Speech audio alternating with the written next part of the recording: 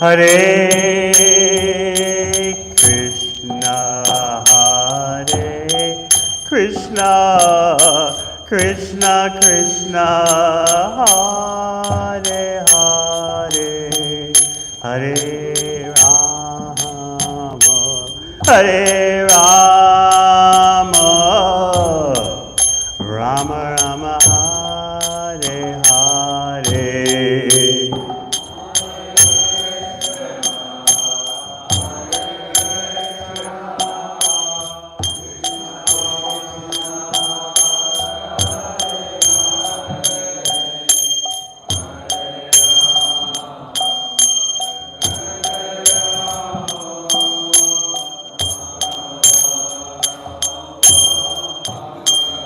Hare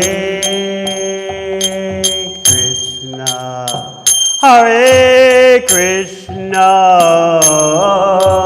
Krishna Krishna, Hare Hare, Hare Rama, Hare Rama, Rama Rama, Hare Hare.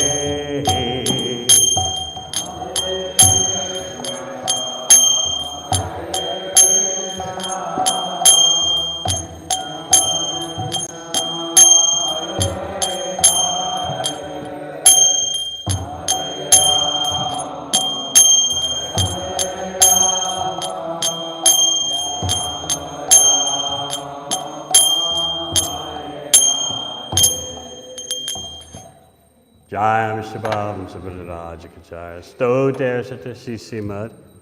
A.C. Bhakti Vedanta Swami Maharaj Srila Prabhupada Ki.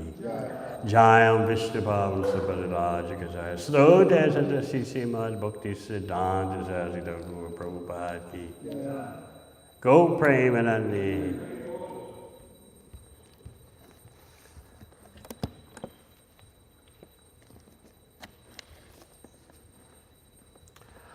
Om Namo Bhagavate Vasudevaya. Om Namo Bhagavate Vasudevaya. Om Namo Bhagavate Vasudevaya.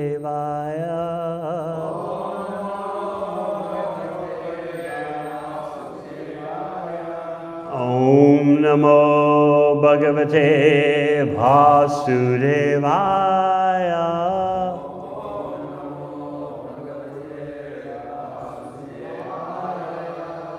Srimad Bhāgavatam, 3rd Canto, Chapter 24, The Renunciation of Gardama Muni, Text 34.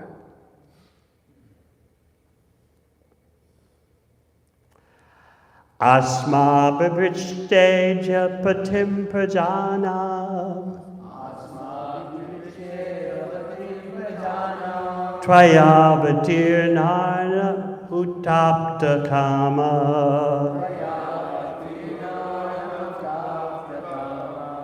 Parivajat Paravim Astitoham Charishaitam Hriddi Yunjan Vishoka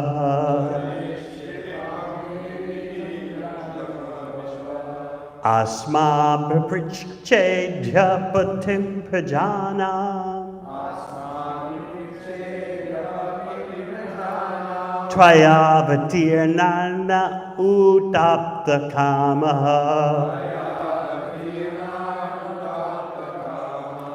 Parivajat Paravim Astitoham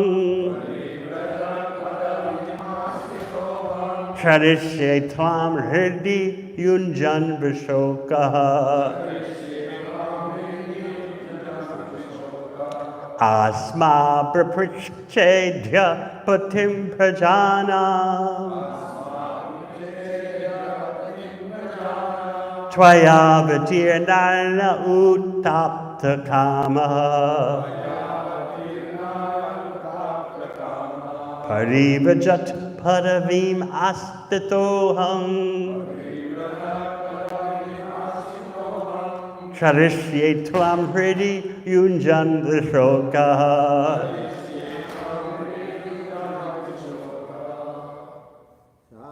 परिपृच्छ्यत्यापतिं प्रजानाम् त्वयावतीर्णा उत्तप्तकामा परिव्रजत्पदवीम् आस्थितोऽहम् चरिष्ये त्वां हृदि युञ्ज विशोकः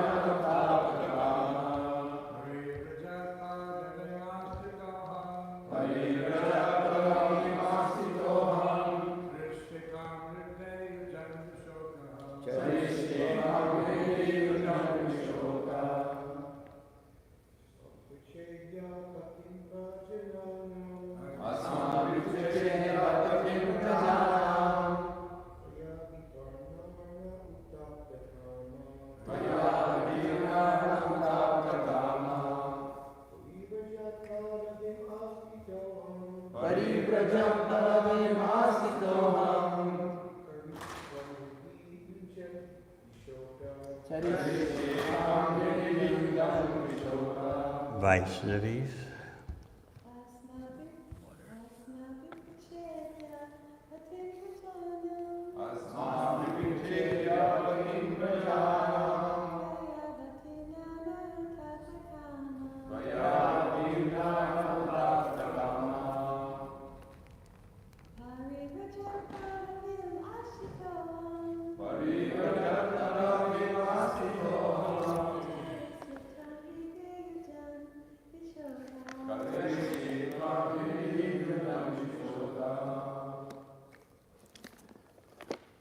Asma abhipricche. I am inquiring. Ajya, now. Patim, the Lord. Prajanam, of all created beings. Tvaya, by you. Avatirna rina, free from debts. Uta, and. Apta, fulfilled. Kama, desires. Parivrajat, of an itinerant mendicant.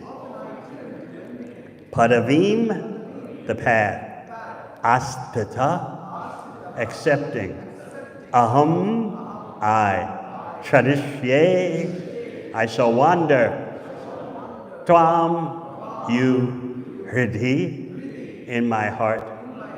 Yunjan, keeping. Vishoka, free from lamentation. Translation. This is Kardama Muni speaking to Lord Kapila Dev. Today I have something to ask from you, who are the Lord of all living entities.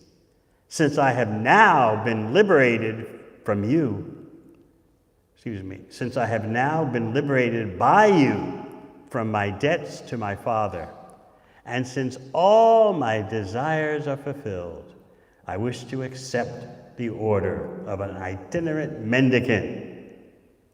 Renouncing this family life, I wish to wander about, free from lamentation, thinking always of you in my heart. Purport. Actually, sannyasa, or renunciation of material household life, necessitates complete absorption in Krishna consciousness and immersion in the self. One does not take sannyasa, freedom from family responsibility, in the renounced order of life, to make another family, or to create an embarrassing transcendental fraud in the name of sannyasa. The sannyasi's business is not to become proprietor of so many things and amass money from the innocent public. A sannyasi is proud that he is always thinking of Krishna within himself. Of course, there are two kinds of devotees of the Lord.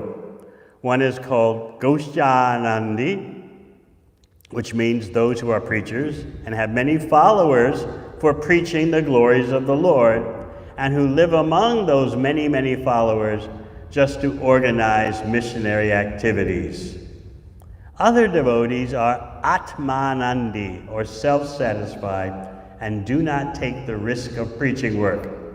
They remain, therefore, alone with God. In this classification was Gardama Muni.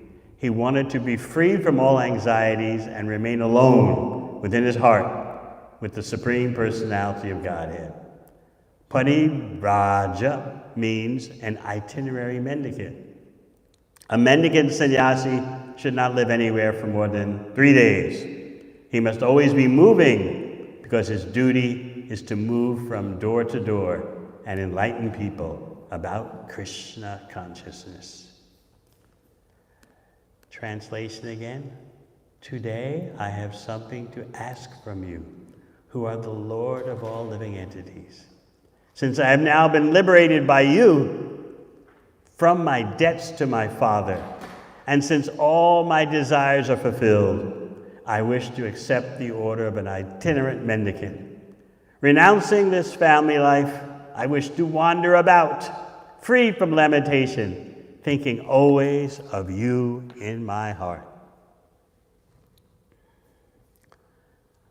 Om Agyanatimirandasya Gyananjana Shalakaya Chakshur Militang Yena Tasmai Shri Gurave Namaha. Jai Shri Krishna Chaitanya Prabhu Nityananda Shri Advaita Gadadhar Srivasadi Gaur Bhakta Vrinda. Hare Krishna, Krishna Krishna, Hare Hare, Hare Rama, Rama Rama, Hare Hare. It may seem unusual that Kardama Muni is requesting something from the Supreme Personality of Godhead. First of all, he has established that the Lord appears to assume a body, but actually his body is eternal. When the Shastra says he takes a body, or he assumes the body of Kapila Dev, for example, that simply means he makes manifest to ordinary vision what eternally exists. So the Acharyas explain that in common language, you say takes the body or appears or assumes the body, but you must have the scientific knowledge, the knowledge of tattva, that the body of the Lord is eternal and simply appears and disappears to our vision.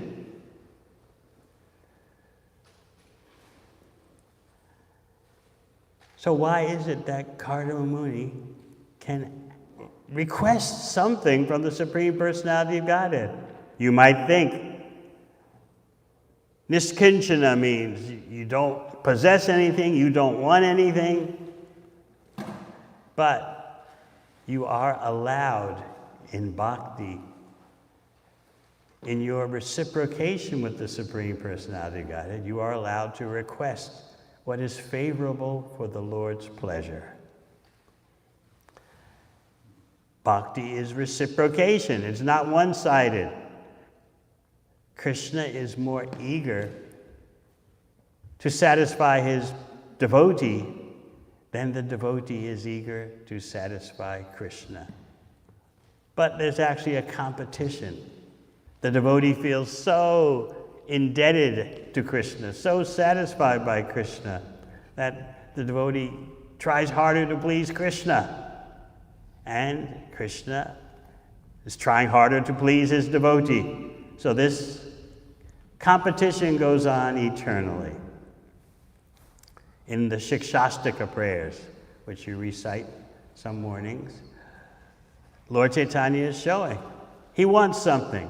Mama janmani ishvare bhavatad bhaktir ahai tuki tve. I do request birth after birth, devotional service to your lotus feet. So a devotee can ask for something that's favorable for Krishna's pleasure. Sometimes it can seem that the devotee is being selfish, just like in Krishna Leela. What happened?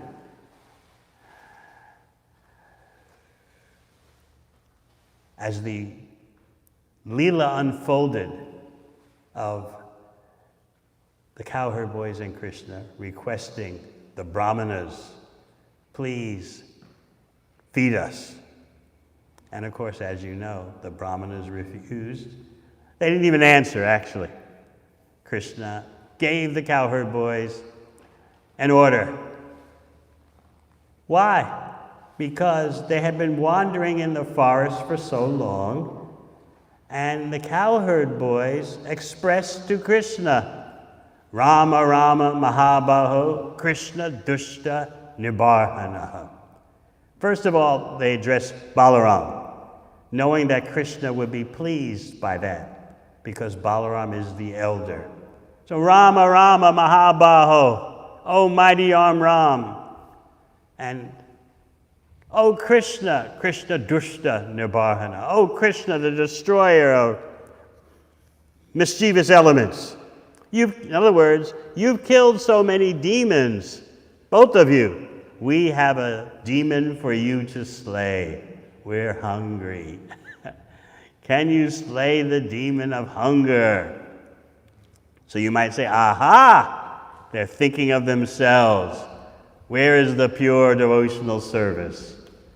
But actually the cowherd boys are thinking that Krishna needs to eat. So in order to get Krishna to eat, we will say that we are hungry.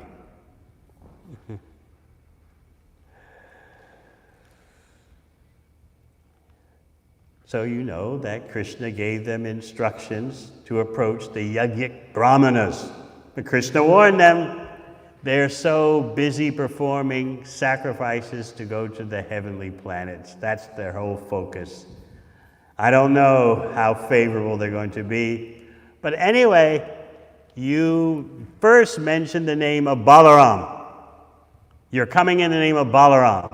Why? Because these caste-conscious brahmanas, any of you have experience of caste-conscious brahmanas?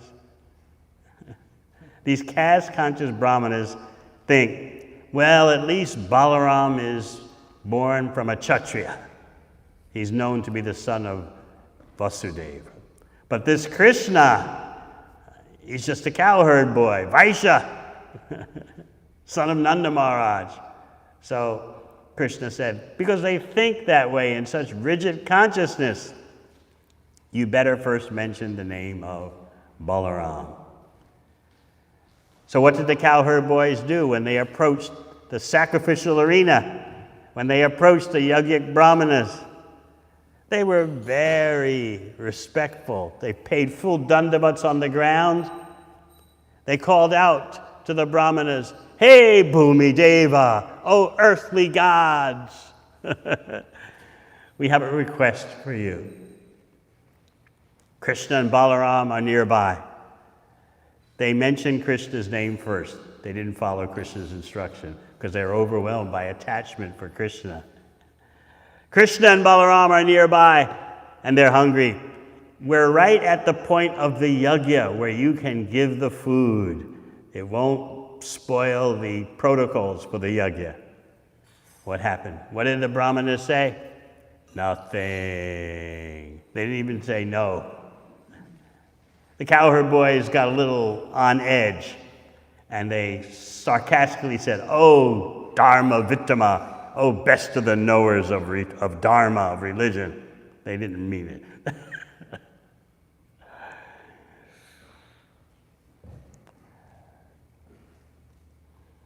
So they went back to report to Krishna. But actually, as they approached the sacrificial arena to make their request to these Yajnik Brahmanas, they were salivating. All the foodstuffs there, ready to be taken away. at the appropriate moment of the yajna. So they were salivating. Aha, they're thinking of themselves. No, they were salivating, thinking, oh, this is going to be so tasty for Krishna. So this is pure bhakti. They're thinking of Krishna's pleasure, but Krishna is always thinking of their pleasure. So Lord Chaitanya says, Mama janmani janmani isvare bhavatad bhaktir ahoituki tvai. Birth after birth, I do have a request for something. My request is that birth after birth, I just have devotional service to your lotus feet. I don't want anything else, but I do want something.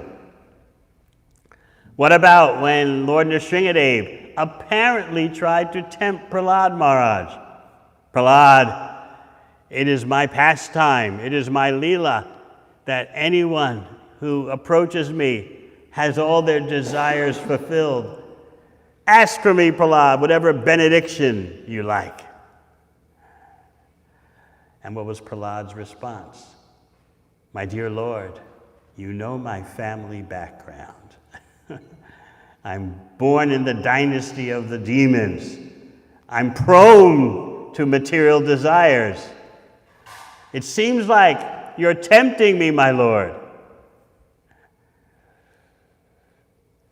I have the weakness due to my family background. It seems like you're trying to tempt me, but actually you're not. I know that you're not. Because you have sent me into this world to demonstrate the behavior of a pure devotee. So in other words, you're just trying to establish the glories of the devotees in pure bhakti. You're not trying to entrap me. You know what entrapment means? It's a legal term in the USA. There's probably an equivalent in the UK.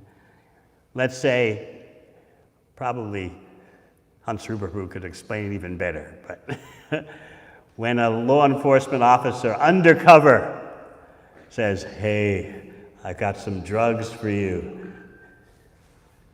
You should take it. It's really good stuff. And the law enforcement officer, undercover agent, really pushes you. Come on, you can't refuse. If he's too enthusiastic and pushing as an undercover agent, the person in court can say, I was entrapped. He pushed me against my will, he took advantage of my weakness. So he was so determined. You got to take these drugs. You got to take, and so often the case will be thrown out of court. It's called entrapment. So you would think that Lord Nrsingadev is doing that with Prahlad. Prahlad, what benediction do you want? And Prahlad says, it could seem indeed that you're trying to do that, to entrap me, but I know that you've sent me into the world to demonstrate the behavior of a pure devotee. So here is Kardama Muni saying, today I have something to ask from you.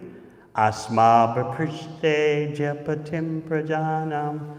O Lord of all created beings, Asma abhiprishte, I'm inquiring, Aja, now, at this moment. I want to wander about as a mendicant, free from all lamentation, thinking always of you in my heart.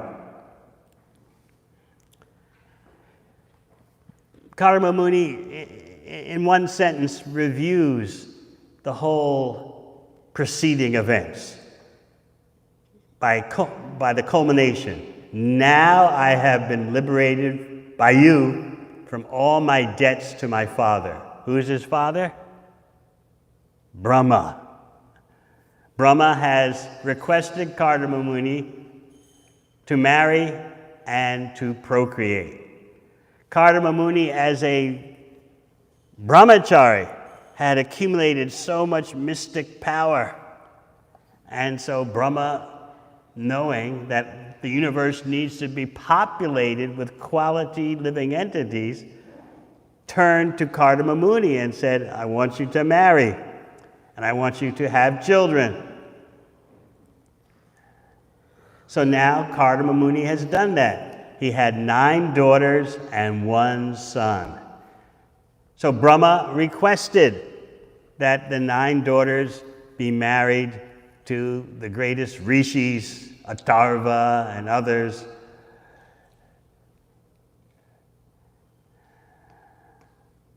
And Kardama Muni did that. His last child was the Supreme Personality of Godhead, who, as you've heard earlier in this chapter, took shelter of the semina of Kardama Muni and then came from the womb of Kardama Muni's wife, Devahuti. So you might say, what is this about the Supreme Personality of Godhead taking shelter in the semina? That sounds like a material situation. But you may recall Srila Prabhupada pointing out in his beautiful purport that the Lord is present everywhere. So why should you object whether he appears to take shelter of semina, or like Lord Nrsingadev appears to come from a pillar, or like Varahadev seems to come from the nostril of Brahma? He's everywhere. He's in the heart of Kardama Muni. He's in the heart of Devahuti. So that he manifests in this particular way, through the semina, or through a pillar, or through a nostril, that's secondary. The primary point is that the Supreme Personality of Godhead has no material birth. He's Aja, unborn. As Queen Kunti Devi prays in the first canto, how is it that the unborn seems to take birth? This is something to eternally meditate on. And of course, the living entity, the jiva, is also unborn. But because we're covered by nescience, we've forgotten that. So let's talk about indebtedness, since Kardama Muni says, I've now been liberated by you, by the appearance of Lord Kapila Dev. That's it for Kardama. He's done his dash, as they say. And he's ready to renounce, to accept the renounced order of life and wander throughout the world, thinking always of the Supreme Personality of Godhead in his heart.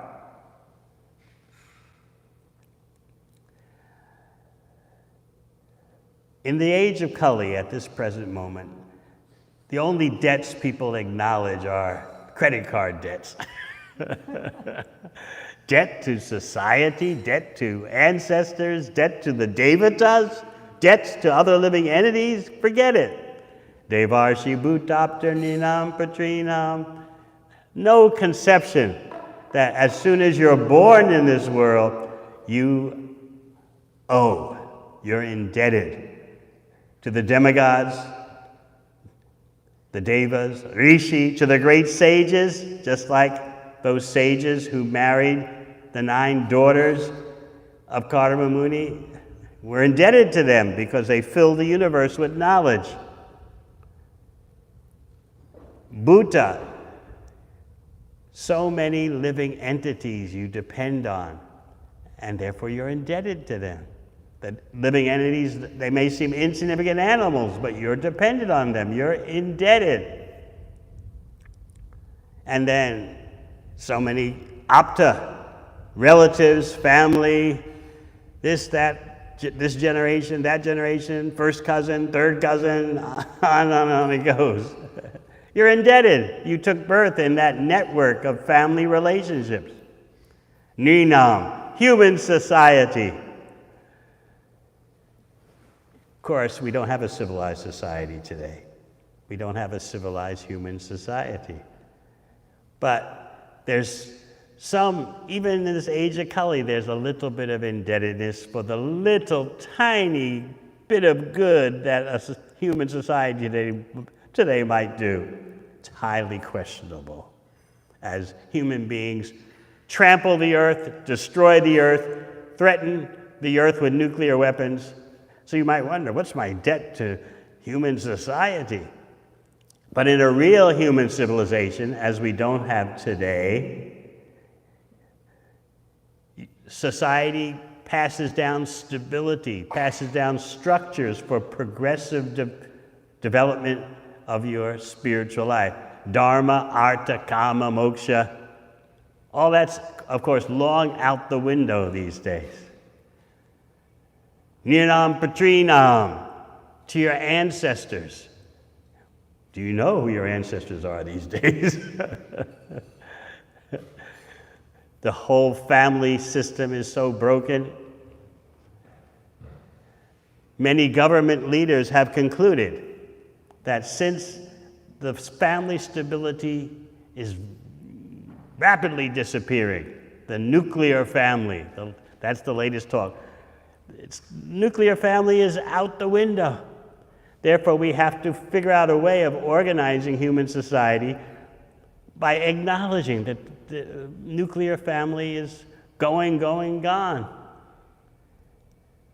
So even I've seen it in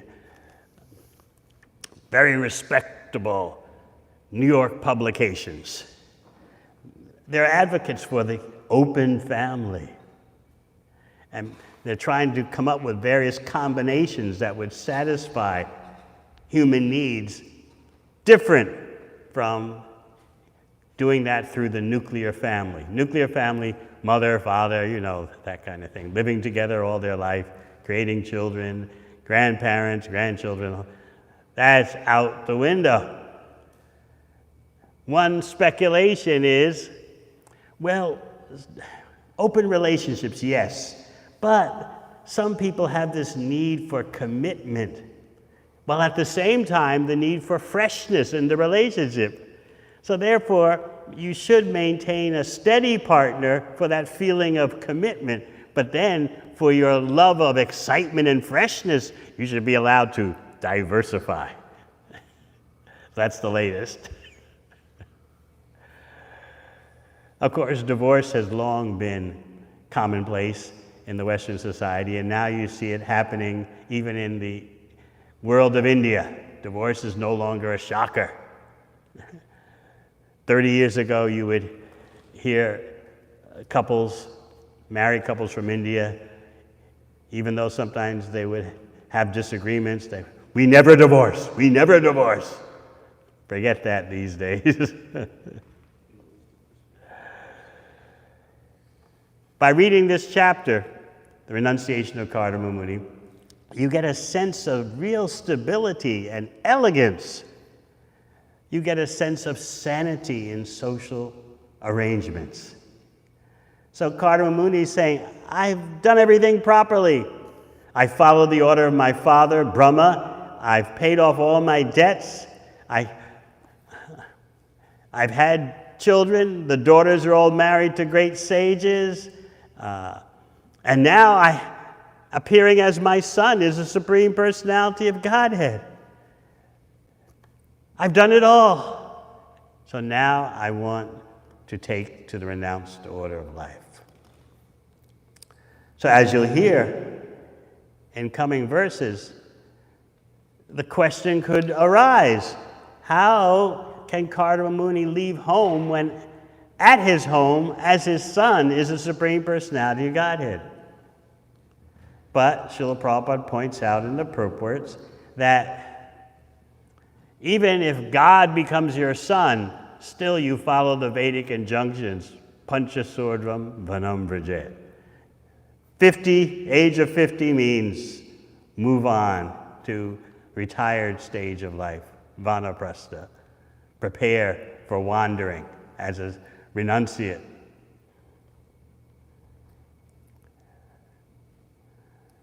So, of course, we don't have that Vedic system these days, but at least we should appreciate it and understand how degraded is the society we live in today, in which human relations are totally chaotic. So how can people's minds be peaceful? Everyone is always agitated, fulfilling the prophecy by Shukadeva Swami. Manda sumanda, manda bhagya upadruta. Above all, always disturbed. There's no structure for progressive development. There's no stability.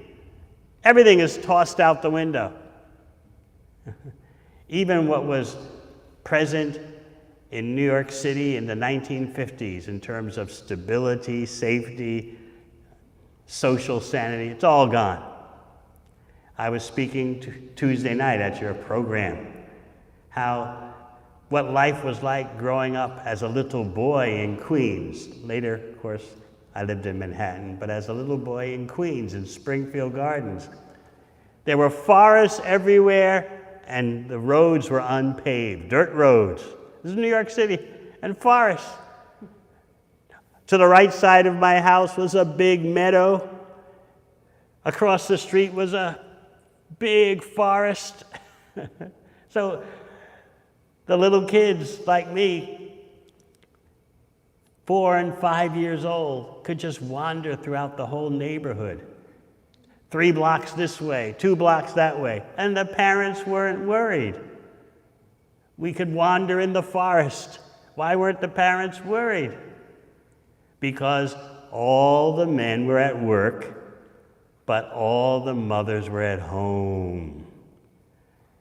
So you couldn't do anything naughty in the neighborhood because even though your mother wasn't seeing you, some neighbors, some mother in the neighborhood would be watching and would report you to your mother.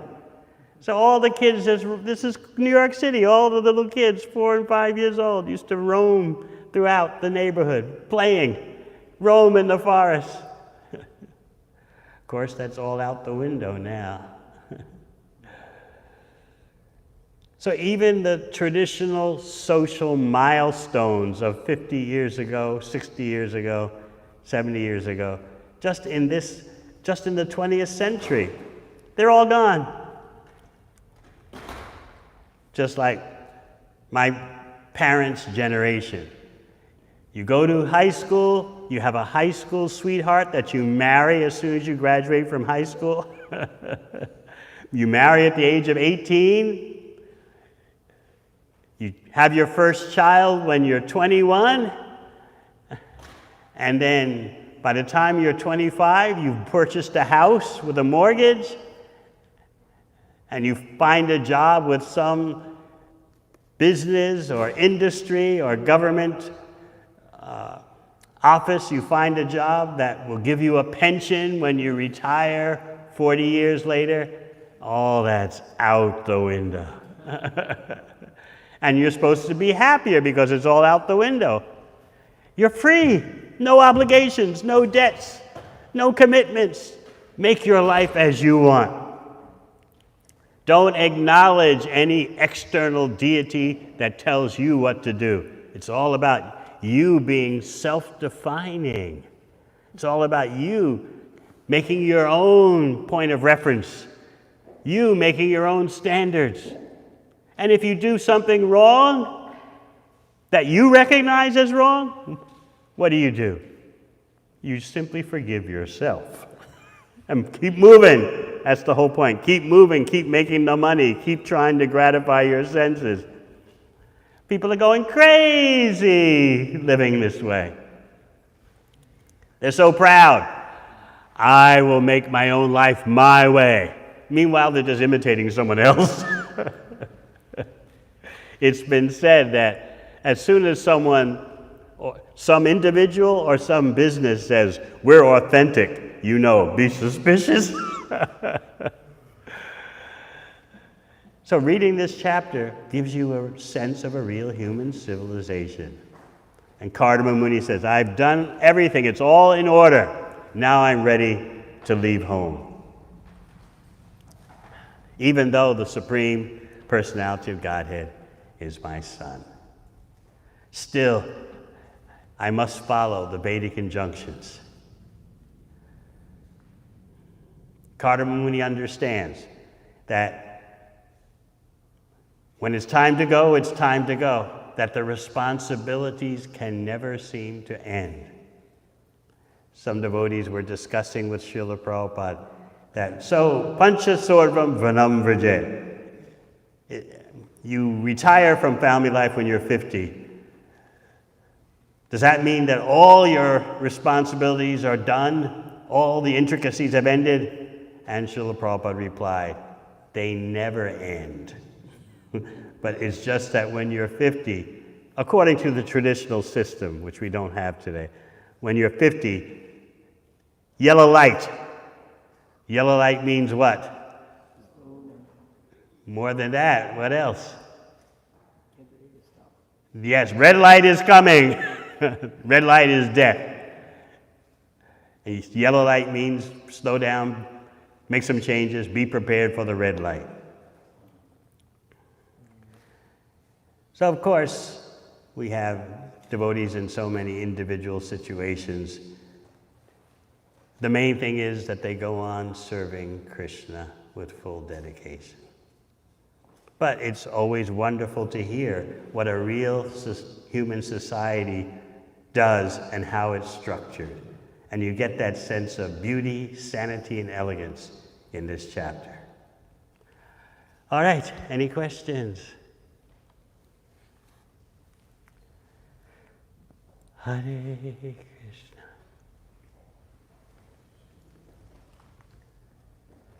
No questions? Yes.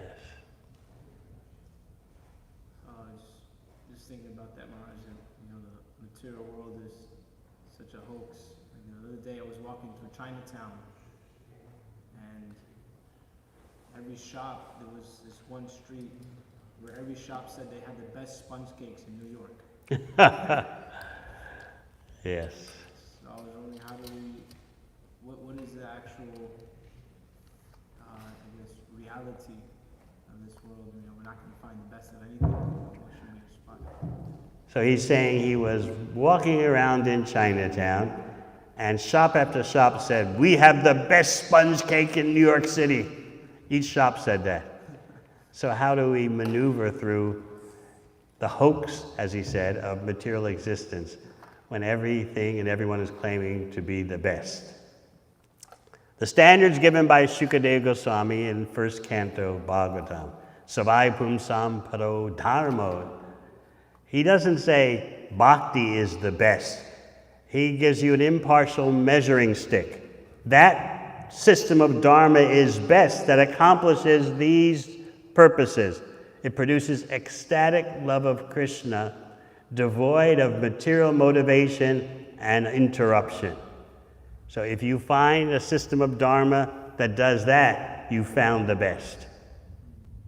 And of course, we know that bhakti is the completion of the yoga system, and it accomplishes, when performed purely, it accomplishes yenatma supersediti, the satisfaction of the self, the real self.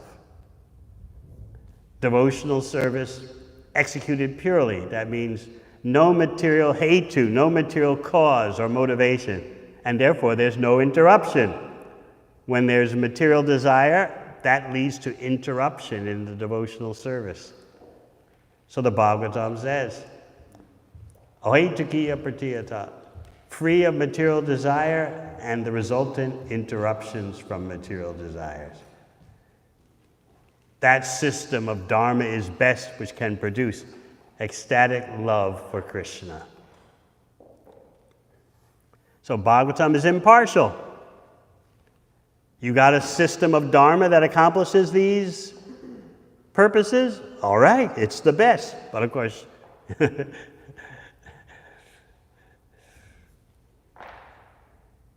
only Srimad Bhāgavatam points in that direction with full revelation, full explanation. Anything else?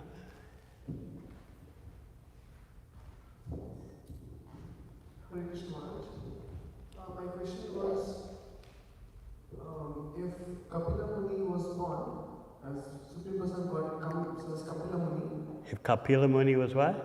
Kapila Muni, the Supreme Person Godhead, he counts as Kapila Muni. Yes. So we have heard that the purpose of renunciation is service to Krishna. Yes? So then why did Karna Muni leave home? Because Krishna was there in his home. For service to Krishna. He left home, not irresponsibly and not neglecting his puja. He left because that's the order of the system meant for realizing the Supreme Personality of Godhead. He was also concerned, since you want to ask that question, we'll get a little intricate here with the commentary of the Acharyas, okay? Vishwanath Chakravarti Thakur says that Karma Muni is thinking like this: for so long I've worshipped Lord Narayan in dasya, servitude.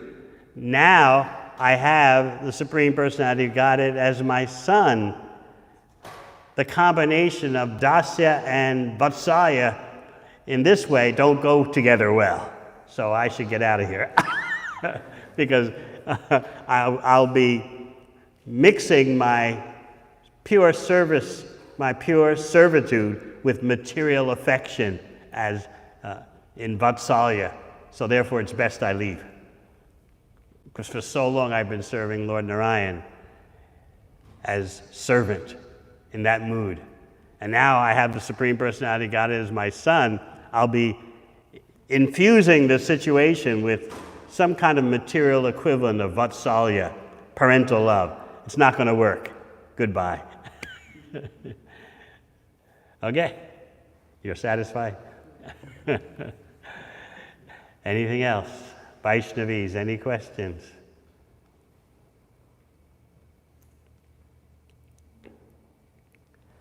All right, thank you very much. Hare Krishna. Hare Krishna.